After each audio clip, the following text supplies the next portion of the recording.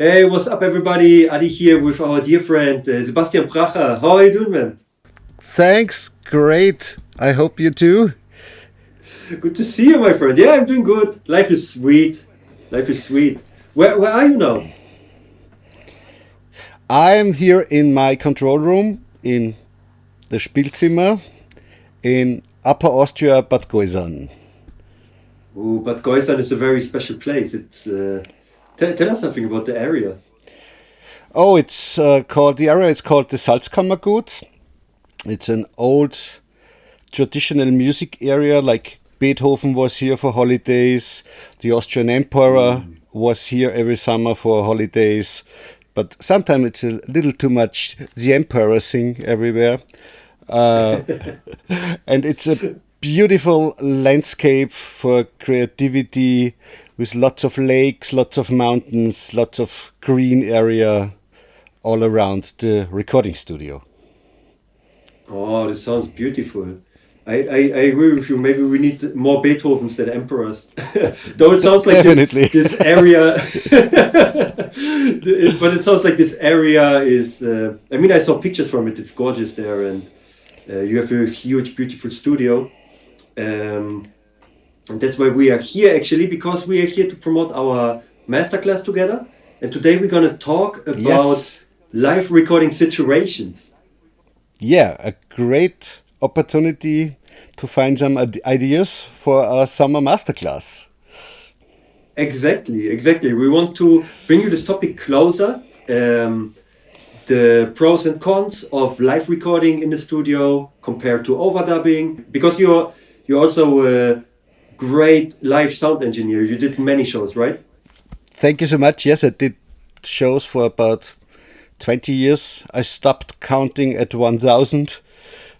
And we also did lots of live recordings, live albums, and sometimes also my front of the house mix was pressed on CD direct.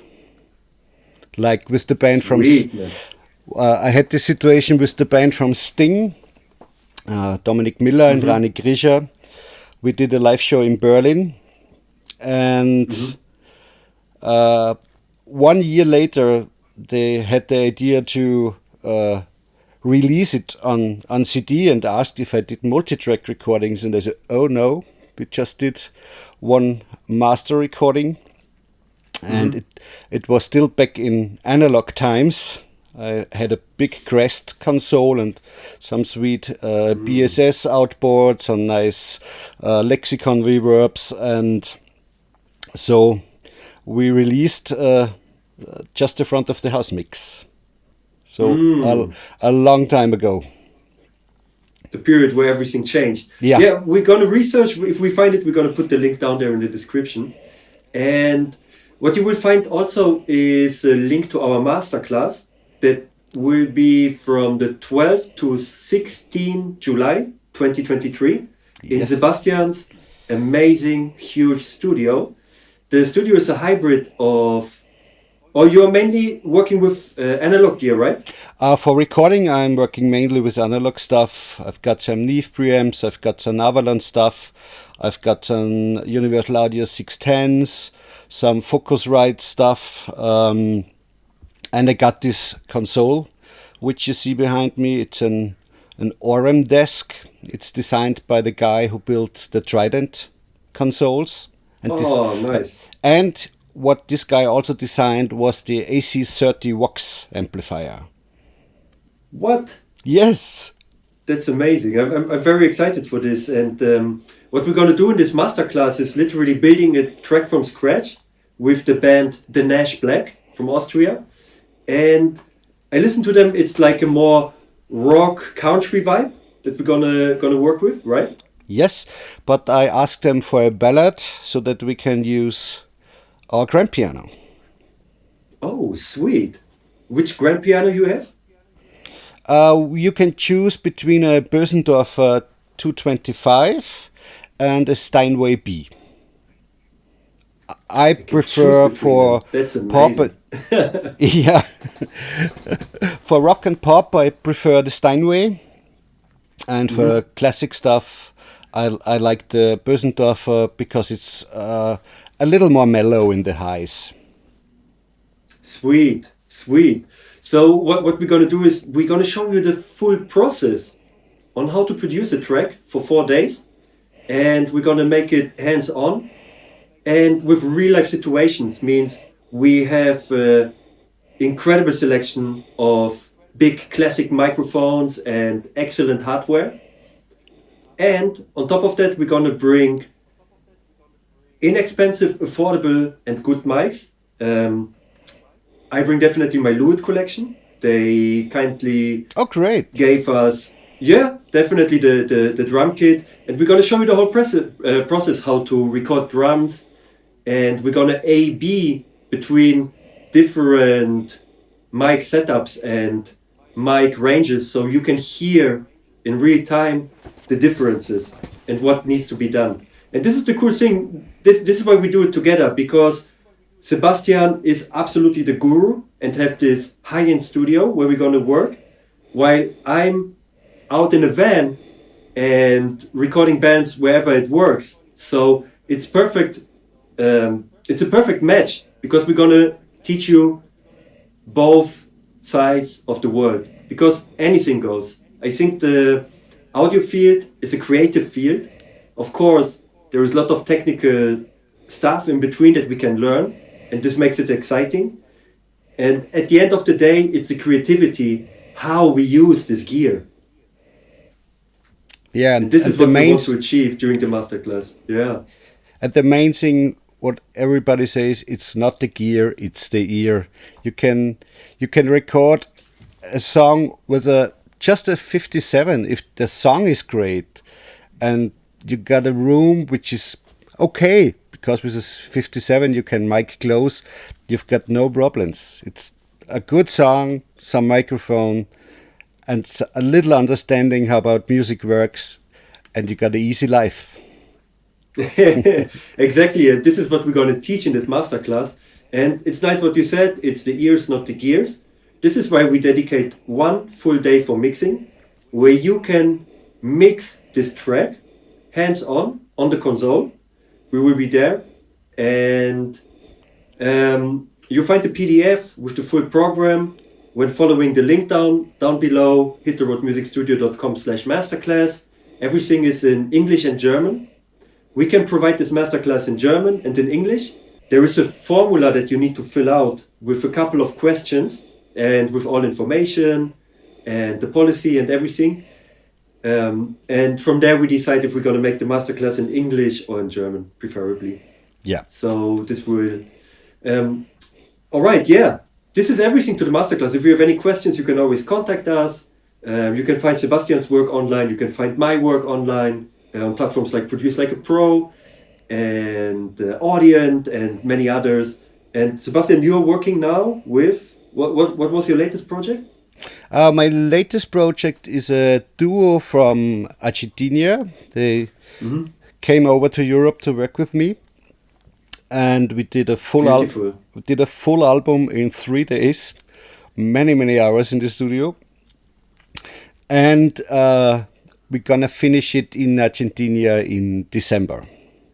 Wow. Yeah. What a nice Christmas gift, man. Oh yeah, really looking forward for December, because it's summer in Argentina.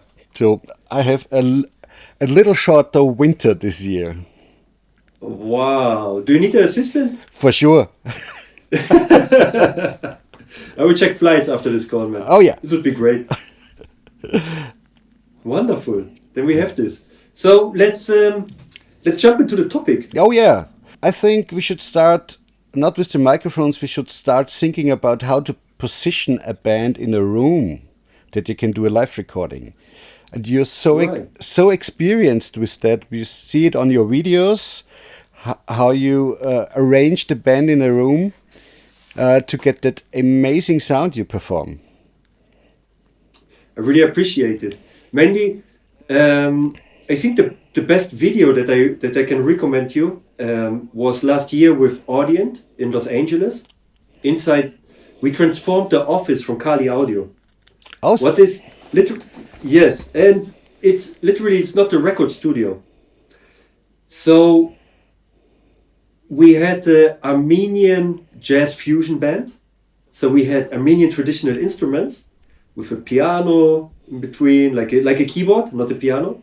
We had a keyboard there, amazing bass player. We had flutes there, like the duduk and the zurna, fantastic vocalist. And the foundation, I must say, is always the production, the song itself, the arrangement. And I listened to the track, and the band just knew how to play it.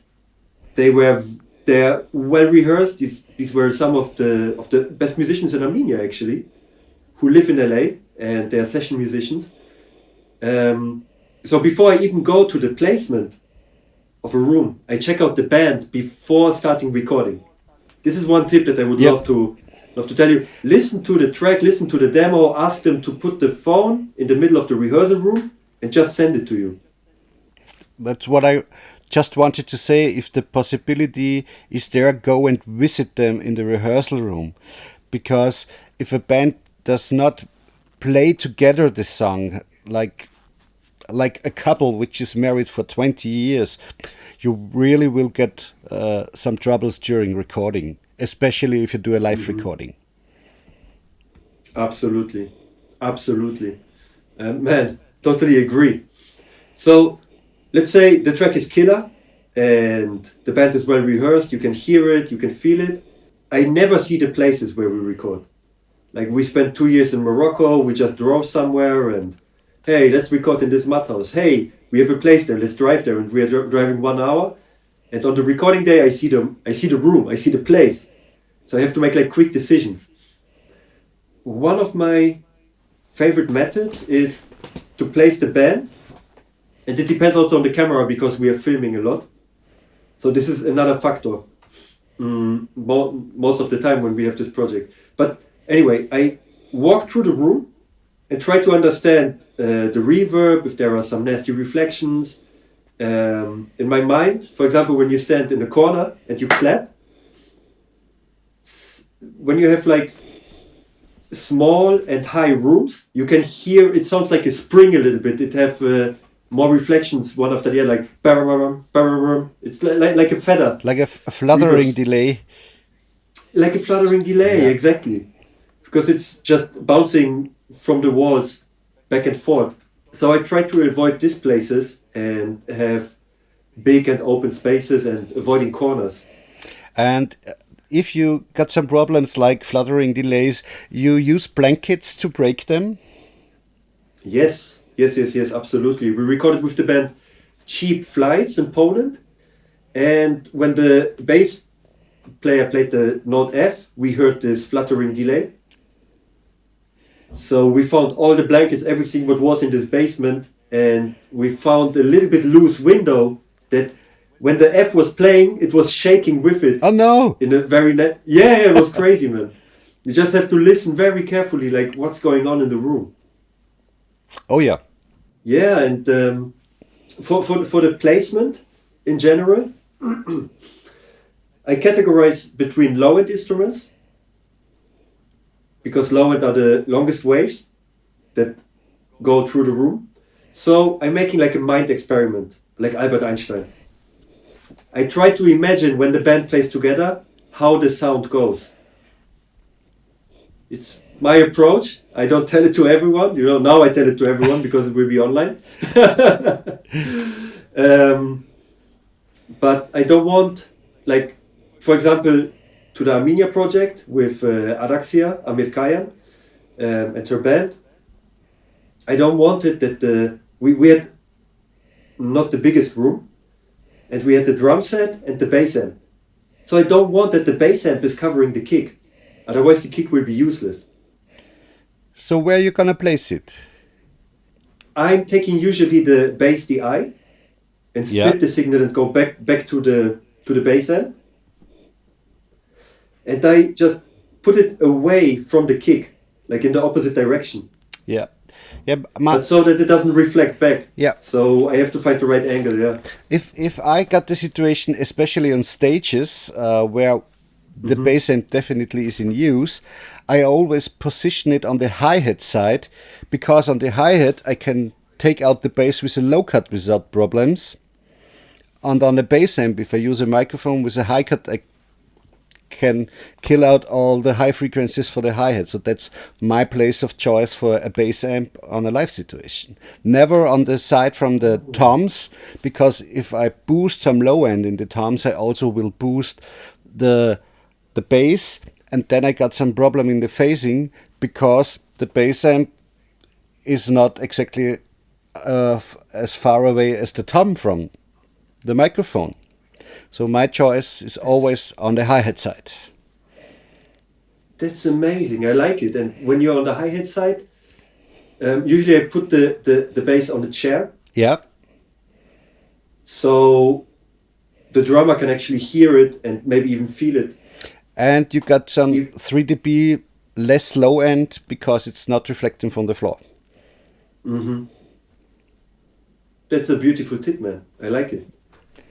That's why, it's beautiful when live sound engineers switch to studio engineers. Because A, you work faster and you know all these tricks. Oh, thank you. Yeah, but yeah, it was just learning by doing. That's the thing. And that's the thing we encourage, because it's beautiful that we have a wealth of knowledge via YouTube, and we can Google up so much things. Yeah. And what I want always to share is we can watch, we can get prepared, and then we need to we have to get into action. Yeah. And just try it out. Yep. Just try it out and figure out your own ways. Maybe you find another way. There are like 100 engineers and they have 100 different approaches, and that's the beauty about making the music. That's the beauty. And recording. And there's no mistakes in making music. I don't like the attitude you have to. No, you have not. Just try it, and if it's working, it's great. If it's not working, okay, let's try another thing. Absolutely. Yeah. Absolutely. Man, I love this. I love this conversation. Yeah. So we covered the low end, like a couple of good low end tips here. Yeah. I like that. So I have another low end tip for you. Because in the setup we had the kick and we had something. It's almost like it's like an Indian tabal. Tabal means or Moroccan African tabal. This instruments come from everywhere. At the end it's like a huge drum that was used as a tom, like a traditional drum, with a lot of low end. So to capture the best low end on toms, what I do usually is I have one of those tom mics. Any mic will work, and I put it in my hand with the membrane inside my hand, and I let the player play, ask him that if the mic is in the way or not. I don't want that he hit it. And then I try to feel, because we have a very sensitive skin on the back of our hand, I try to feel where is the biggest low end response from the tom. Oh, what a great idea. And when it's there, I just lock it. I don't tell it anyone because they think you're crazy. But at the end, I just lock it there where I feel the biggest low end response. Lock it there, leave it there. Do you mic toms from top and bottom, or just one side? Just one side. Just one on side. The top usually. Yeah, because I have a minimal setup. So when we are recording, it wouldn't make much sense when we are recording live to have two tom mics. The more mics I have, the more phase issues I run into. Yes. I once saw on Warren's channel that he sometimes uses two Sennheisers MD421 on the toms. Mm-hmm. And for studio issues, I tried it and it was really nice. But as you say, the more mics, the more phasing problems, especially if you got two tom microphones with a separate distance to the overheads. It may screw your low end in the overheads a little. Mm-hmm. Absolutely, it can interfere, because when you have one mic from the top, one from the bottom, You have to flip the face anyway, and there the fun starts. I think this is a method from Peter Gabriel. He started with it, or Phil Collins. So when you have the lower skin, I think he took it out and put the mic from the bottom. This is where this method started. To have this Phil Collins, or was it Peter? Who was it? I think it was Phil Collins. I also saw it. Tom sound. I also saw it a lot on old reggae recordings. They opened up the downside of the tom and put just one microphone from the down between two toms and muffled it from the top side. This typical 70s reggae tom sound was made like this. That's interesting, man. I liked it. I'm gonna try it out. And I think with the next reggae band. and if I'm not completely wrong, I also think you might find this method on old Beatles recordings. Oh yeah, they put the blanket on the toms, on the snare to muffle them a bit, and they opened the kick. They opened the kick, yeah. Nice. So we went to the drum recording and the bass, and this is the tightest section. I always want them as tight and clean as possible. When we are traveling, I usually don't have headphones for everyone. Yeah. I'm about to change it. We have like small headphone preamps and so on. But basically I have to find the balance between all the instruments and inside the mix, what we are recording, so they can hear each other and feel what they are playing. So before we were recording the whole band live, until I found one issue. We were in the desert with the band Dara Tribes, and we had the djembe player, we had the full band, 2 guitars, bass, cajon, and the djembe player was singing, so I gave him like a condenser mic. It was like years ago. So you can imagine when he's hitting this djembe, it's completely covering the vocals. And from there we started to record without vocals and overdub the vocals. And now,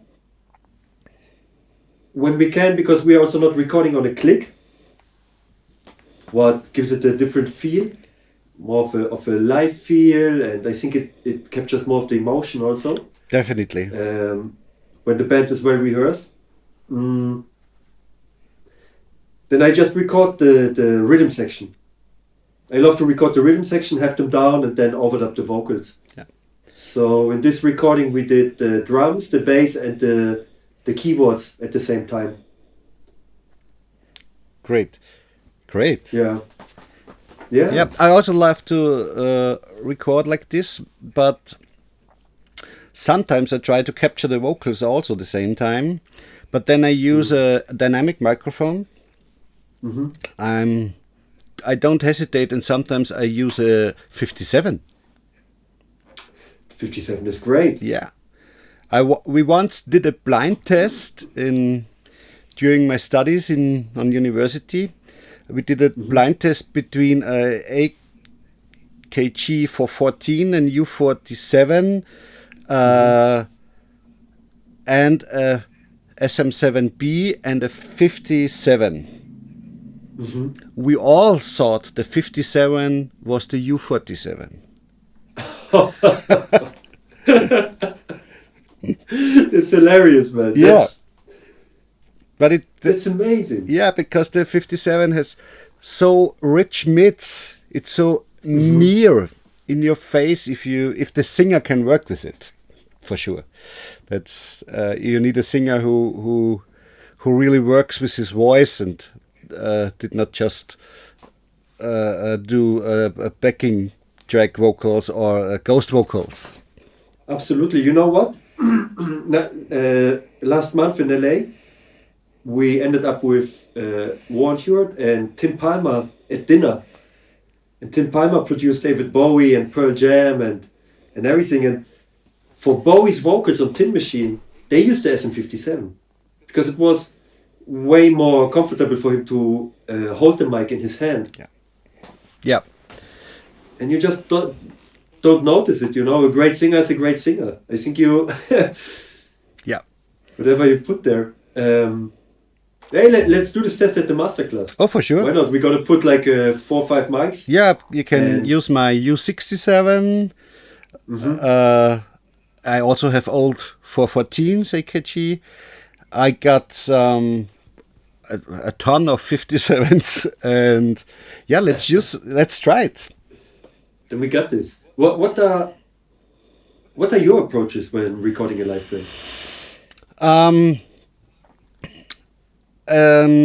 Because I know my recording room, it's a little easier for me in the studio situation if they want to play together. And I also had the possibility to put the guitar amps in an isolation booth.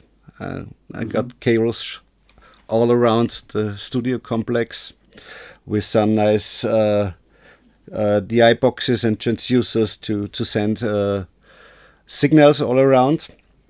And so the first I try to bring out the things really loud in my other signals, like a guitar amp, like a bass amp. Except the bands especially ask for having the amps in the room. So it's also no problem. If this happens, I put it in front of the kick drum, the guitar amps, as close together as possible because of phasing issues.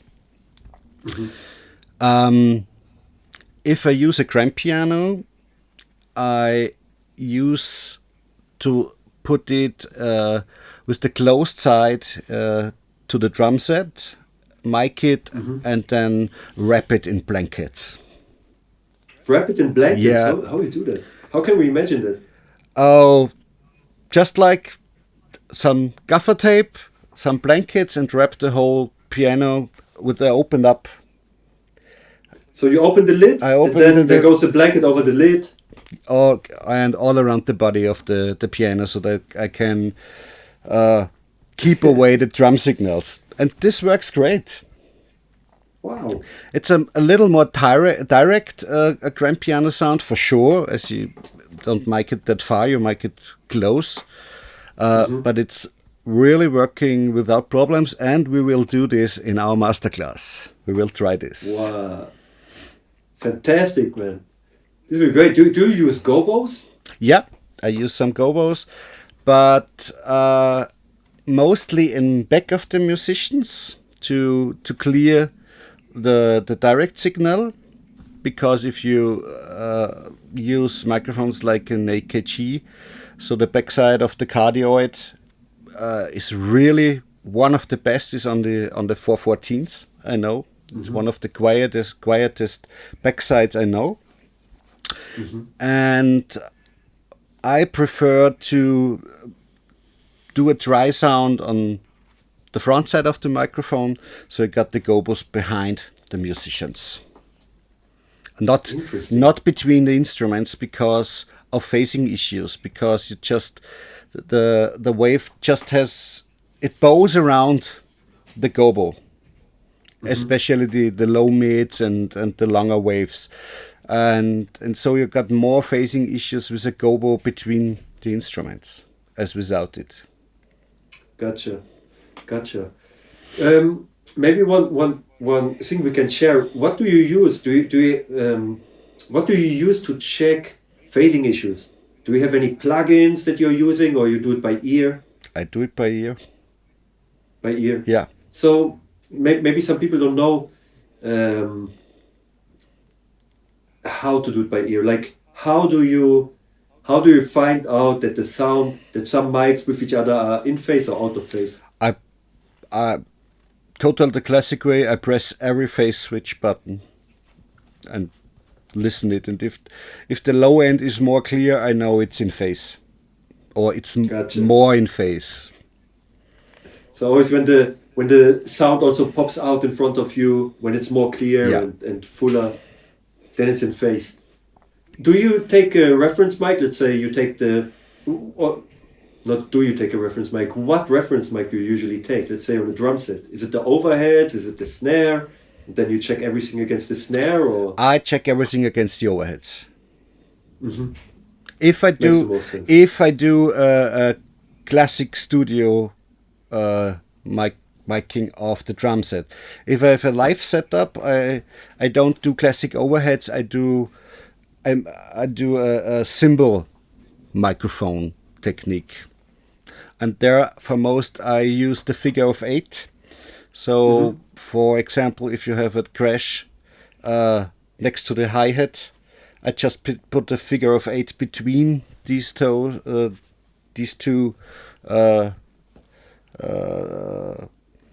Sorry. Wo steige ich wieder ein? Figure of 8. Yeah, Yeah. If I don't do a classical studio miking of a drum set, especially in a live situation, I put the microphones close to the cymbals, and I personally like to use a figure of 8 between hi-hat and crash, for example, and then do the balance with moving away the cymbal. So if the drummer hits the cymbal too hard so that the microphone is clipping and the hi-hat is too low, I ask him to raise the cymbal that we can balance it out on the microphone and not on the mix. That's perfect. That's perfect. I do it also all the time. Like I remember in this recording with Adrian, the overheads were way too high. I had two, I think, Lewitt ACT 540s. I just wanted more intimate and direct sound, so I don't have to mix it later. So just put them lower, and then later just adjust it in between all the cymbals. Like I let him play all of the cymbals, so we just put them a little bit higher, a little bit lower, and until it was perfect. I'm not a fan of the word "we fix it in the mix." No, we do a proper no-go here. Yeah, we do a proper recording. The most things I record, I just do a little frequency correction afterwards. I'm like more to change a microphone to another microphone before correcting it with an equalizer, which also may cause phase issues. Every equalizer, especially when you use a phase neutral digital one, will cause phase issues, especially low cuts. If your low cut is harder than 6 dB per octave, you change the phase. It starts moving to 45. Yeah, that's how they just cut it out. Yeah. That's how it works. Yeah. That's how equalizer works. Yeah. That's the thing. Yeah. Yeah, I mean, I sometimes have to fix it in the mix. The sessions go very quick. We don't have the best conditions. But I always do my best. And we always do our best. Yeah. With what we have there. And later, maybe change a little bit the mixing approach. My projects, I think they would be an engineer's nightmare, because you don't have the typical approach. Sometimes you have the main source of sound in another microphone and just build around it. Yeah. And for me, it keeps it fresh. It really keeps it fresh because I really have to listen. Like, okay, where is the most of it? Oh, all the guitars are already in the cymbal mic. Yeah. So if I just want more clarity from a guitar, for example, I just put the guitar a little bit more up. Yeah. But because of this, I have to find also the right sounds at the source to not fix it, like really fix it with force in the mix later. So once I did a live recording of an Austrian traditional folk band with violins, clarinet, trombone, typical Austrian accordion, and double bass. And I tried it. I tried it with a Decca tree. But I also did a close microphone on every instrument. And for phasing issues, I did with my laser pointer, I measured all the different positions. And first I tried to mix it with the close microphones and then add some Decca tree for ambient sound. But it never worked, and it was always phasey, and I had problems, and it sounded I had no depth in it. It was just like, yeah, you hear the instruments, but it's not glued together. And then I tried it the other way around. I used the Decca tree as main and just added some little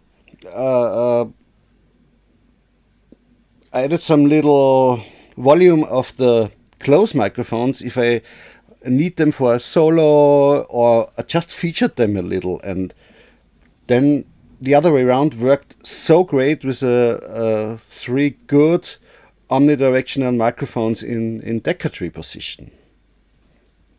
I love that you started with this topic, because when we recorded orchestras in Armenia, I did exactly the same thing. Like, I put 3 condenser mics over the bands, and the rest were like dynamics. And these 3 condensers in the core of the orchestra gave me the full sound.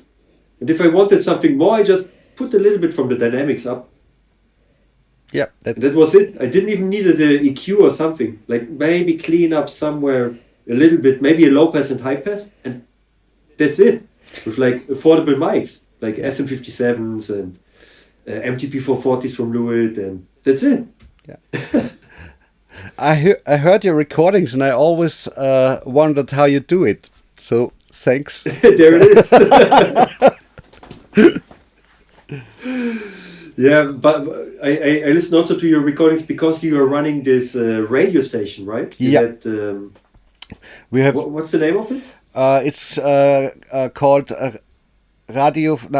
It's called Freies Radio Salzkammergut. It's a little private radio station, a non-profit organization, and one time in a month I present my live recordings from the studio.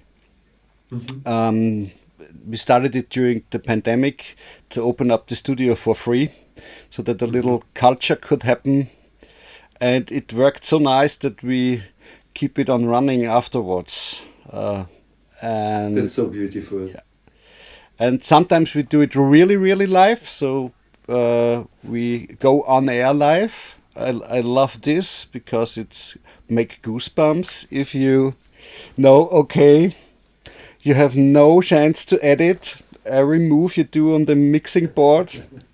And in this case, I always use the analog board because I'm much quicker to change things or adjust an EQ, add a reverb. So I love it to have some physical faders in my hands. Wow. Definitely. For me, it feels to be part of the band in a way. Yeah.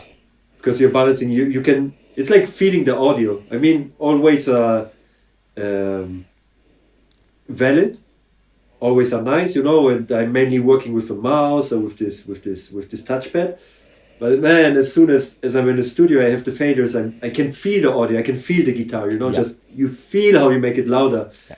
And I think it's also a different way, for example, to work with compressors, because we're in the box we are using the mouse. Yeah, but having it's valid, but it's just one knob after the other. Yeah, and with a compressor, you really, with a hardware compressor, you adjust. You can really feel how it works, and I think I get better results just because of that, because I really hear how the audio interacts with the compressor instead of clicking one button after the other. Yeah, that's the only big difference. But there are soon also MIDI controllers who are made for. Yeah, this was something I saw at NAMM actually. MIDI controllers that allow you to use the plugins like hardware. Oh, nice. They are big respect for the work they are doing, because they take all the most common plugins that will be already set up. So it's a plugin. They try to make it a plug-and placing. And there are like millions of plugins. So respect for that. Oh, nice! Wow. Yeah. That's a great opportunity for the future. Definitely. Yeah. It's definitely. I sometimes just use my console for recording, because I made the experience, if a signal went through the same a piece of hardware 2 times, it does not work.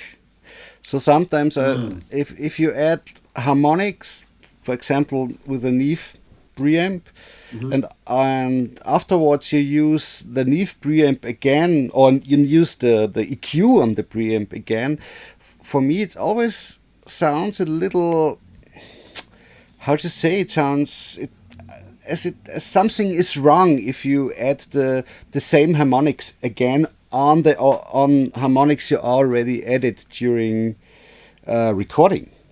So I start to mix digital more in the moment, but it changes the way how I record, because I look to hit the preamps and the tubes a little harder during recording, and so that the harmonics are already there, and then just polish it a little on the digital way, and this works quite good for me in the moment. Maybe it changes in a few weeks that I want to mix on the board again, but I always try not to set borders to me myself, not to work in a frame, and yeah, gotcha. Not to put yourself in the box like, hey, that's the way. Yeah.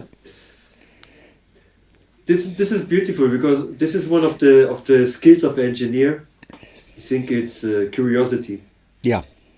Like last month when we went to East West Studios with Lewitt together, there was the engineer Tylee Long, and he was just so kind, and we were talking with each other. He was asking about our project. I said, hey, I'm recording like remotely also, mainly like in mud houses and so on. And he's like, oh, I also record remotely. I started to love it. And then he shows me videos how he's recording with Robin Williams and with Robbie Williams. And it's like in his house, and we just agreed that this is a never-ending process to discover, to find new ways, to not limit yourself, and just make anything work. I just had a conversation with my Argentinian artist about finishing. What's their names? Duo Duricha Donchel, making traditional Argentinian music. So not tango, but kind of milonga and very nice, quiet music. And we just talked about finishing the album in Argentina, and said, oh, we have a nice recording studio in Buenos Aires, and we know it, and it's not too expensive. And I said, oh, stop. Where are you living? Yeah, we're living in a small village. So do you have a nice, small South American church? I said, yeah, for sure. It's made of wood, and you can open it up. And they said, that's the place where we're gonna record. I don't need a fancy studio. Give me a place where you feel good, where you know the vibes. I'll take some microphones with me. We check some 1 or 2 good preamps, and we finish the recordings in a place where you have good vibes. That for me is sometimes more important than a real fancy studio. This sounds amazing. I love it. And this is where creativity again kicks in, and uniqueness. Yeah. Because this will be a sound that nobody else can reproduce later. Yeah. Not even AI. No, not even the AI.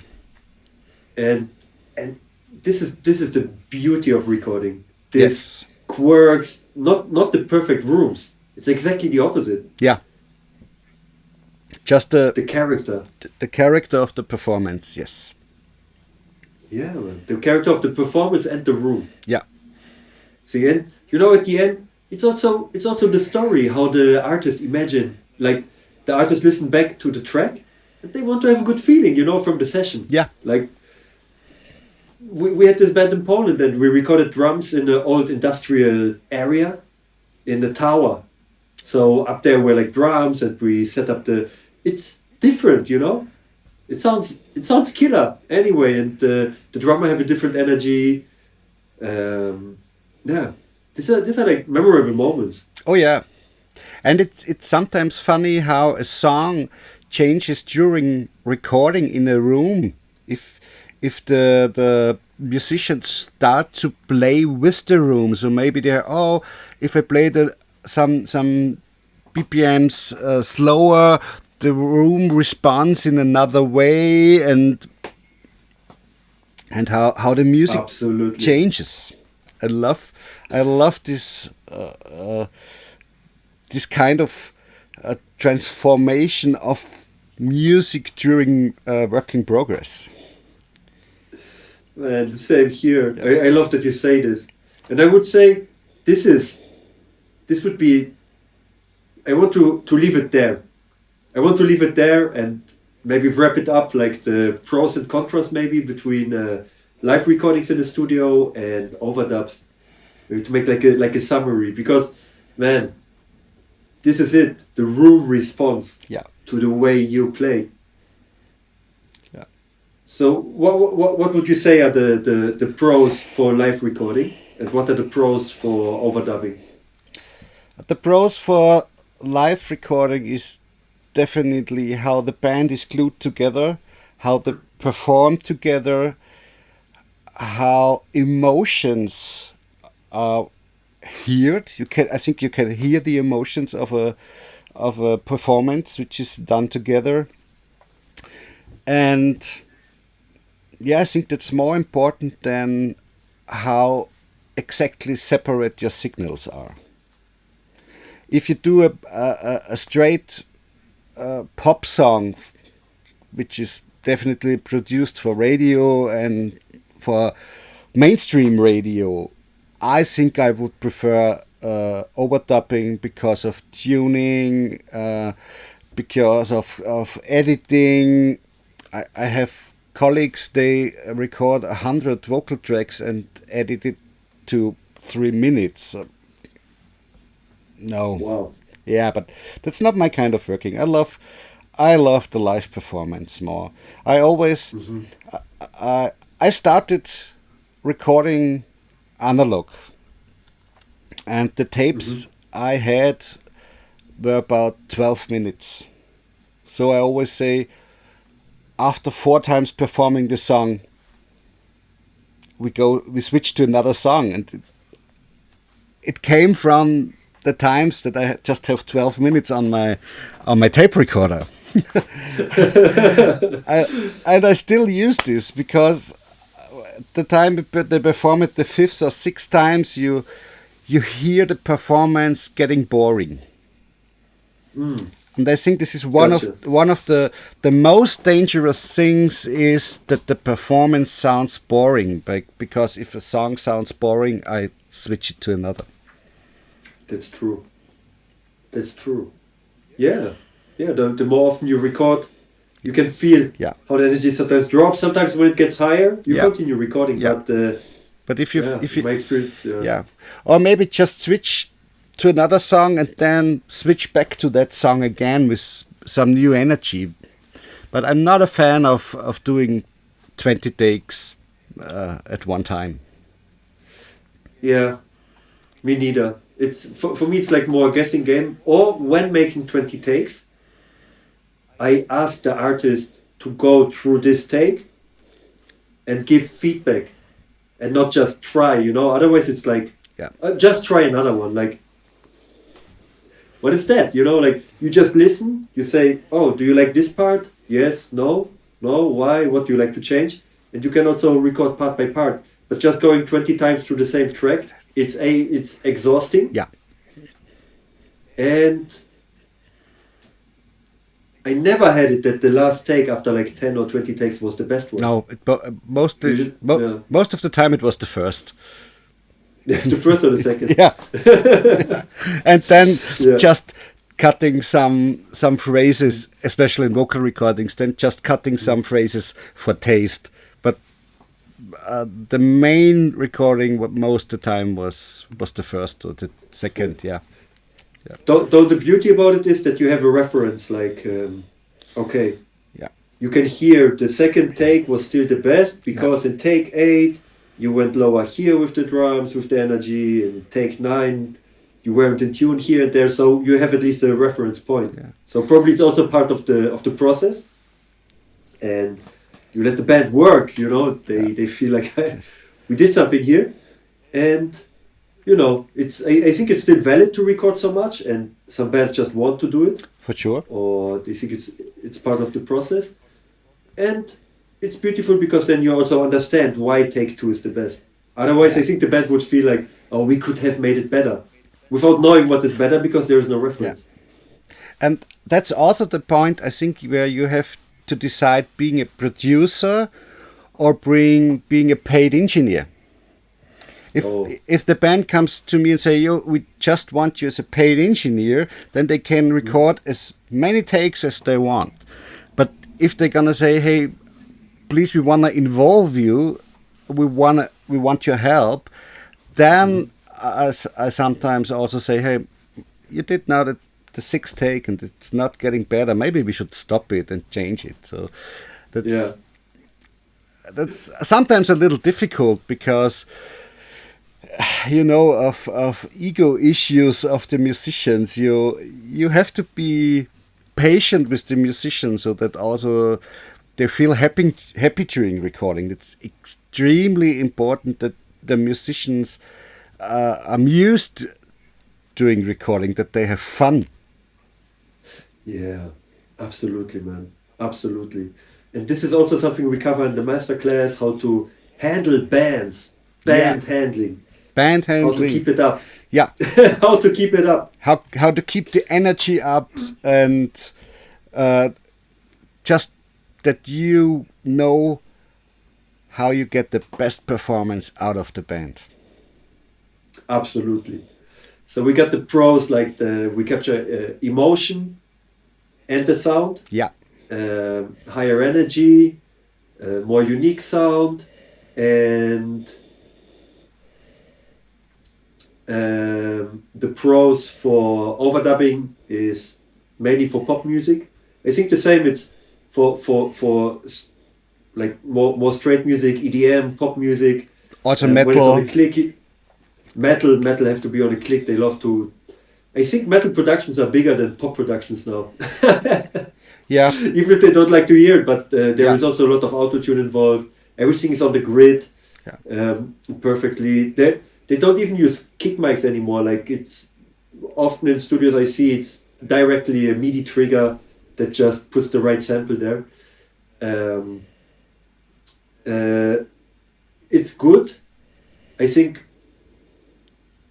on a click and with overdubbing for film and TV music, Also, this is a pro, because they need to know the BPM, and the guys who make the movie needs the BPM. So it's easier to sell those tracks when you're more in sync and TV. And sometimes, depending on the artist, they can have up to 5-6 producers working on it, or musicians from all around the world. So you can easily send the track somewhere. Though, because I'm also mainly working with world music and African music, those guys with click, without click, they're always on time. Yeah. They just hear the record once and they don't care if it was on a click or not. You know, they just hear it, they play to it, it's on time. Yeah. Yeah. So it also depends on the mastery and how trained the artists are, and that's the way how they grow up. Yeah. Yeah. Anything else? Any pros? Any contras for live recordings? Maybe the difficulty with phase. Yeah. Difficulty with phase. Difficulty with volume. Volume. The band has to be balanced in the room. So it's sometimes you have to deal with guitar player issues like, no, I don't want to make my amp lower. Yes, you have to. No, I can understand the guitar player. But it goes to 11.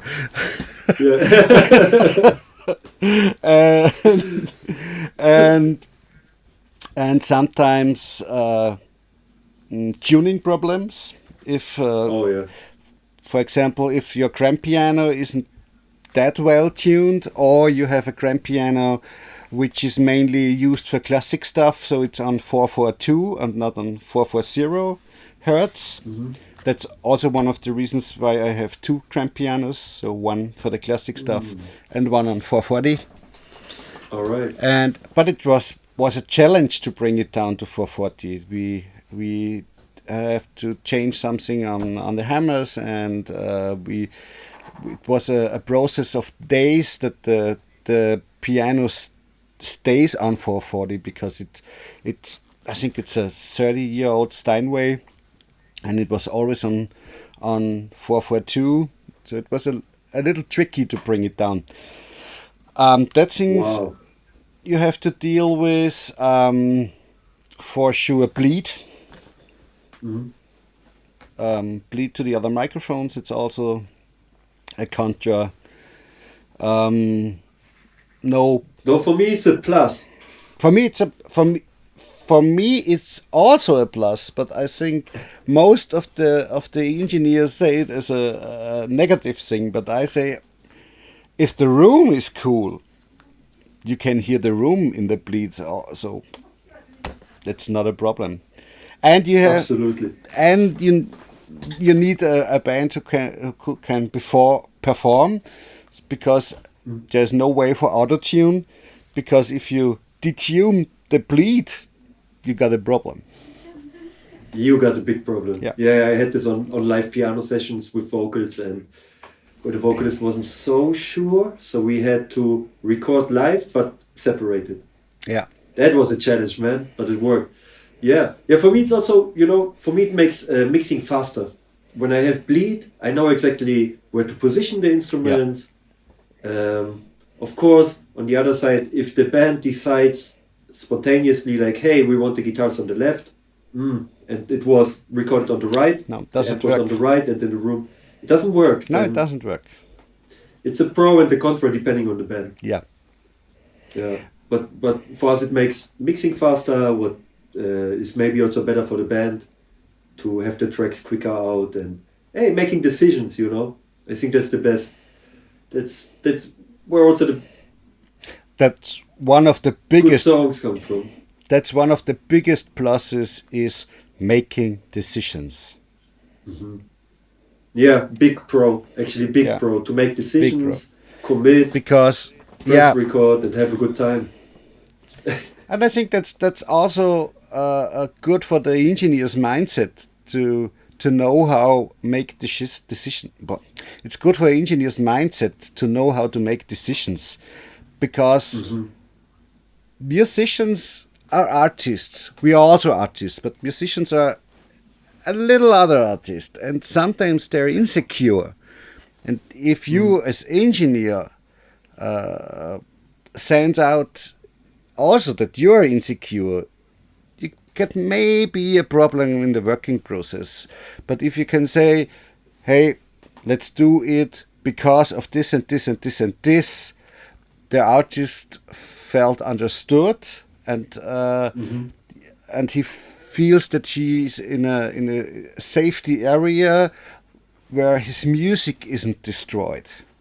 One of the most dangerous things during recording and mixing is if the artist sits behind you in the control room, and suddenly there is the feeling in your back, oh my God, you're destroying my music. That's one of the most dangerous things.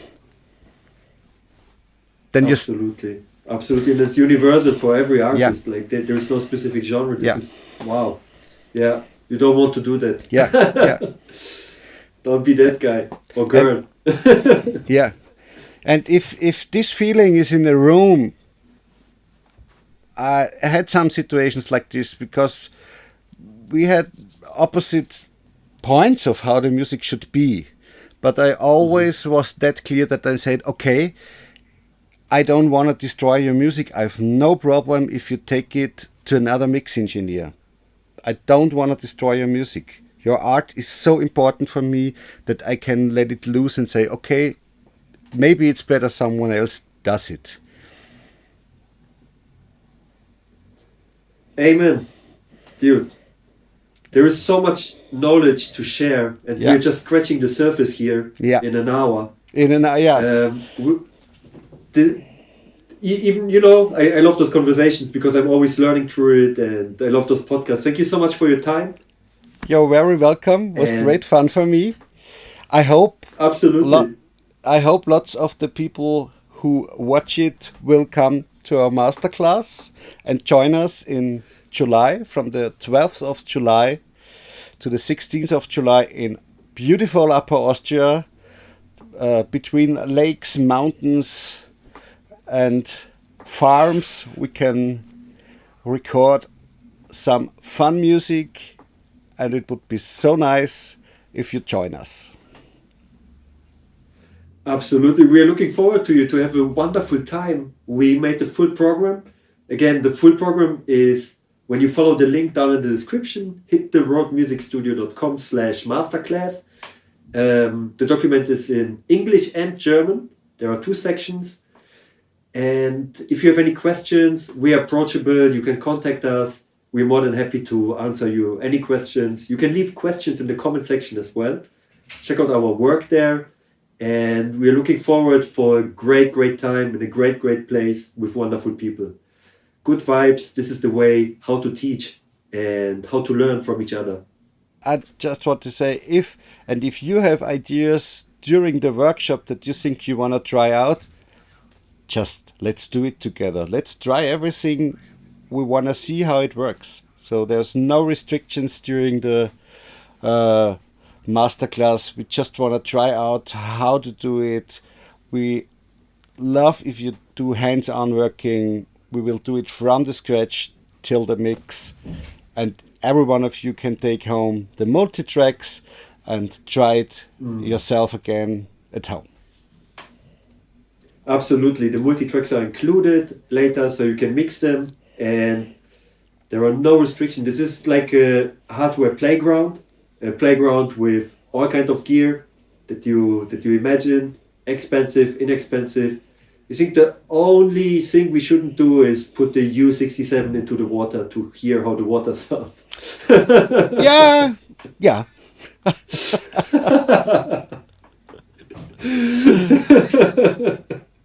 Man, my friend, thank you so much for your time. I wish you a wonderful day, and see you soon. See you soon. In already 2 months. Oh, and one last thing, subscription to the masterclass, they end in June, and we have 6 spots open. All right. That's it. Have a good time. See you then. See you soon. Bye-bye. Bye-bye. You're welcome. Oh, perfekt. Wow. Das war Spaß, Mann. Das sollten wir öfter machen.